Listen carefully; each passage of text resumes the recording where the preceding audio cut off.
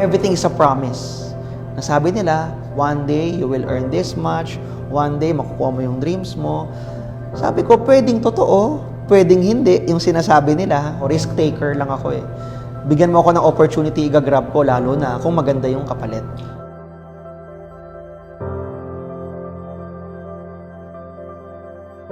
Before ako nag-front row, nag-work ako noon as a call center agent.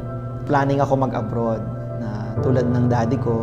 Nag-take up ako ng nursing that time, yun yung uso. Kaya registered nurse ako from FEU. Since nag-aantay ako ng visa for approval, start po ako medyo pioneers, isa sa mga pioneers din 2009. Si Richardson, yes. Yan. Kaya nirefer niya ako. Nung na-invite niya ako dito, sabi niya daw sa akin is kikita daw ako ng mas malaki kaysa sa pagko-call center. Ayun, na-curious ako, sabi niya malaki daw income. Sabi ko might as well, check it out. Subukan ko, tingnan ko. Tapos yung nakita ko yung front row, nakita ko talaga yung marketing plan, nakita ko talaga yung potential na pwedeng mangyari. Hanggang sa dumating yung time, front row na lang ako.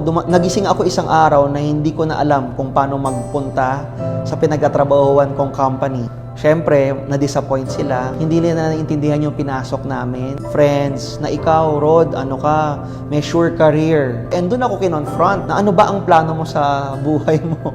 Pinakamagandang feeling kasi na meron silang anak na masasandalan. Ayun, paunti-unti nila din nakikita na kumikita na ako, tsumecheke. Iniisip ko pa lang dati na gusto kong kitain. Na-experience ko na, tapos nalalaman din nila. And yung na-awardan ako ng Millionaires Club, sobrang sarap sa feeling kasi maaalala mo pag nandun ka sa harap ng maraming tao.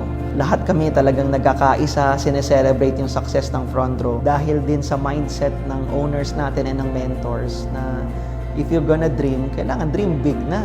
Para sa nagsimula ng lahat, kay Sir Sam and Direk RS, from the bottom of my heart, taus-puso po kami nagpapasalamat sa inyo. Kung hindi dahil sa inyo, wala po kami dito ngayon.